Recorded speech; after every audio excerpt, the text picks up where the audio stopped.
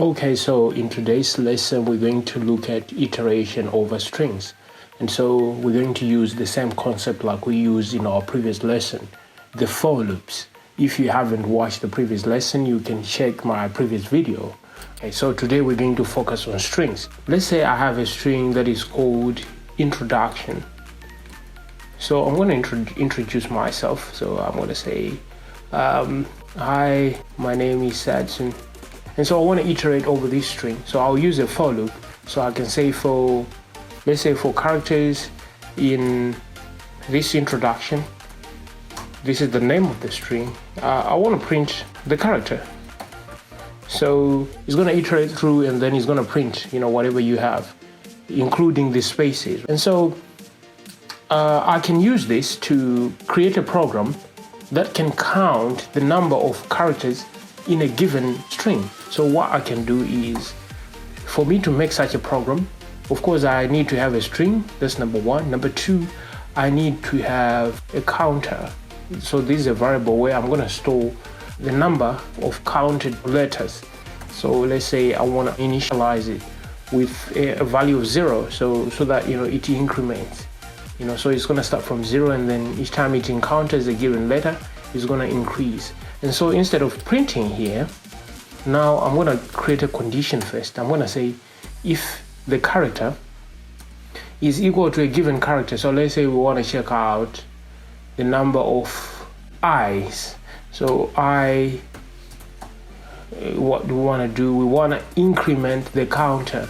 This counter, we have to increment it plus equals to 1. This simply means counter is equals to counter plus 1. This is just a short form. It's the same as writing counter is equal to counter plus 1, right? Because we are taking this and assigning it to this counter. And so here we want to print the counter. We no longer want to print the character, we want to print the counter, because we want to count the number of letters in a given string. So first we're going to count the number of eyes. So save and run.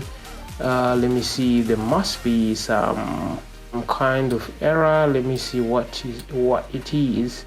Okay, yeah, I know.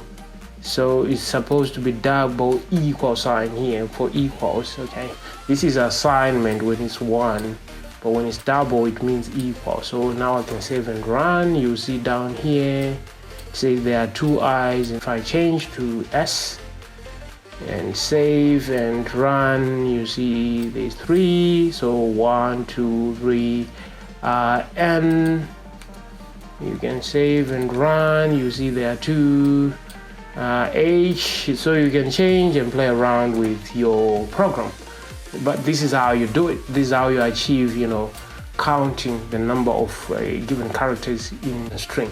And so you use the same concept. The for loop, you need a variable, 2 variables, one to represent the string, another one to represent the counter. And then you use a for loop to iterate, and then you use an if statement to check for a specific character.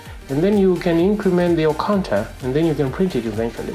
Right, so going back, here is an important statement down here. It says, similar to while loops, the break and continue statements can be used in for loops. So we're going to look in our next question. They're going to use the break statement. So you need to know that you can also use a break statement in a for loop. So let's jump into our question. Right, so our question says, what's the output of this code? We have a list with 2, 3, 4, 5, 6, and 7. So we have 2, 4, 6 elements or items in this list.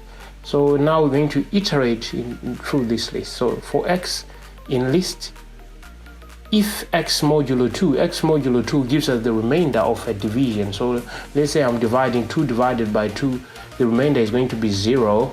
3 divided by 2, the remainder is going to be 1. If x modulo 2 is equal to 1, and that number is greater than 4. So these 2 conditions must be true for this to be true, right? You guys remember the AND statement. AND means 2 conditions have to be true for it to be true. So is 2 modulo 2 equals to 1? No. So 2 is obviously out of the question. So it's going to iterate through this list.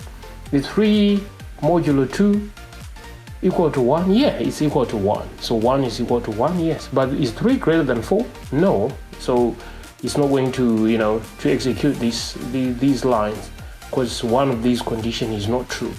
Both have to be true. Okay. So 4 modulo 2, is it equal to 1? No. 4 modulo 2 is 0, so 0 is not equal to 1. The next one is going to be 5. So 5 modulo 2 is going to be equal to 1, yes. And is 5 greater than 4? Yes. So it's going to print the 5, and then look at what happens down here. It's going to break that loop. Break means stop, don't continue. Just end it here. So that's what it means. So it's going to print a 5 here. Check it out. That's the correct answer. So in our next lesson, we're going to continue the for and the while loop. So I'll see you in our next lesson. For now, I'm out. Bye.